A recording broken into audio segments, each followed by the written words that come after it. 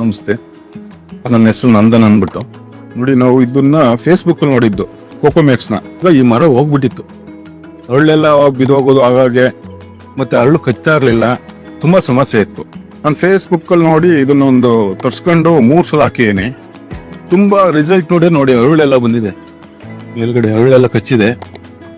ಮರ ಹೋಗ್ಬಿಡುತ್ತೆ ಅಂದ್ಕೊಂಡಿದ್ದೆ, ತುಂಬಾ ಚೆನ್ನಾಗಿ ಬಂದಿದೆ. ಮರನೂ ಉಳಿಸ್ಕೋಬಹುದು, ಏನಿದಿಲ್ಲ. ನಾನು ಮರನ ಸ್ವಲ್ಪ ಪ್ರಾಬ್ಲಮ್ ಆಗಿದೆ ಅಂದ್ಬಿಟ್ಟು ತೆಗಿಯಕ್ಕೆ ಅಂತಲೇ ಸ್ವಲ್ಪ ಇದು ಮಾಡಿದ್ದೆ. ಕಚ್ಚಿದೆ, ಚೆನ್ನಾಗಿ ಕಚ್ಚಿದೆ. ನಾನು ಈ ಮರನ ತೆಗಿಯೋಣ ಅಂತಿದ್ದೆ. ಒಂದು ಮರನ ಬೆಳೆಸ್ಬೇಕು, ಫಲ ಬಿಡ್ಬೇಕು ಅಂದ್ರೆ 5 ವರ್ಷ ಬೇಕು. ಮತ್ತೆ ಈ ಮರನ ಬರೀ 500 ರೂಪಾಯಿ ಅಷ್ಟೇ ಖರ್ಚು ಮಾಡಿದ್ವಿ. ನೋಡಿ, ಮರ ಉಳಿಸ್ಕೊಂಡೆ. ಇಲ್ಲ ಅಂದ್ರೆ 5 ವರ್ಷ ತುಂಬಾ ಕಷ್ಟಪಡ್ಬೇಕಿತ್ತು. ಒಂದು ಸಸಿಗೆ ನೆಟ್ಟು ಅದಕ್ಕೆ ಆರೈಕೆ ಮಾಡಿ ಎಲ್ಲ ಇದು ಮಾಡಿ ಫಲ ಬಿಡೋಕ್ಕೆ 5 ವರ್ಷ ಬೇಕು. ನಾನು ಬರೀ 500 ರೂಪಾಯಿ ಖರ್ಚು ಮಾಡಿದ್ದೀನಿ. ತುಂಬಾ ರಿಸಲ್ಟ್ ಚೆನ್ನಾಗಿದೆ.